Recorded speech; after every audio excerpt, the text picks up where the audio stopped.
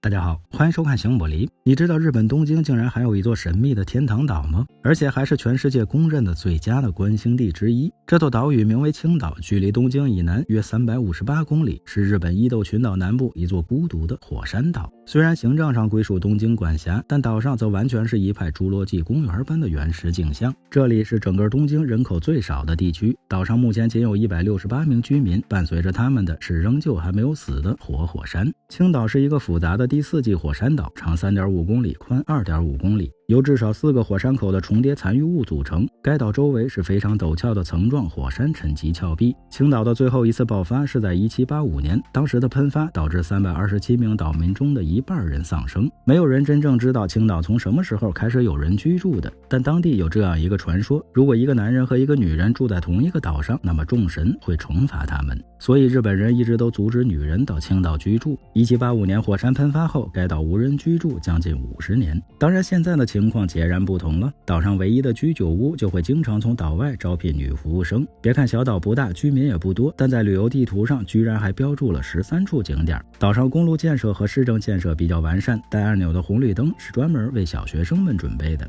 为了穿过厚厚的火山岩壁，岛上还专门打通了一条隧道，可以看到岛中间还有一座轮廓清晰的火山口。这座火山名为丸山，郁郁葱葱的林间小路可以通往山顶。日本气象厅仍然将青岛认定为 C 级活火山，这一点从山坡地面冒出热蒸汽就可以得到印证。虽然会有硫磺的味道，但也给岛上的居民带来了很大的方便。这是游客和居民们都可以免费使用的蒸汽锅，可以蒸鱼、蒸白薯，还有肉类和鸡蛋，20分钟的时间就可以直接上桌了。另外，热蒸汽的利用还体现在岛上唯一的互动桑拿房。在青岛上可住宿的地方并不多，虽然餐厅也很少，但所能享受到的美食却无比丰盛。为了安全，在岛上开车限速为30公里每小时。在大山景观公园海拔423米处有一座古老的天文台。在小岛的北部是一片平坦的缓坡，绿色森林中的蓝色部分是小岛收集雨水的装置。天气好的时候，在山顶露营是个不错的选择。岛上很安静很安全，到了晚上不仅没有任何灯光污染，而且几乎也没有任何噪音，所以这里是一处绝佳的观星目的地。日本人则称之为星辰体育馆。在青岛，港口很有特色，渔民的船需要起重机吊起，通过缆索上岸，而客货船则是正常的靠岸，运送游客转载货物。平日里人们会来到港口海钓，经常收获还是不错的。人们常说，在青岛互联网和手机信号都很弱，这里与东京相比就是一个慢节奏的世外桃源。岛上也没有地址和门牌号，所有居民基本上都是同一个姓氏。但即使这样，岛上居民从亚马逊购物也可享受免费送货。小岛上唯一的一座小超市是村长家的，同时酒店、加油站、汽车修理厂等也都是村长家垄断。不过居民们和游客对此并不在意。去往青岛目前只能通过直升机或轮船到达。距离青岛北面70公里的八丈岛是从东京出发的中转站，轮船需要3个小时左右。不过一般游客大多会选择乘坐仅20分钟的9座直升机，所以在旺季的时候，机票则需要提前半个月预定。如果计划周详，一早从东京出发，大约2个多小时就可以抵达青岛。这样一座小岛，玩1天、玩2天，甚至1个星期都有可能。如果你喜欢观星，青岛是个不错的选择。怎么样，一起去看星星吧！来自旅行展点姿势，有什么问题请留言，欢迎转发点个赞。最后别忘了下期内容更精彩，我们形影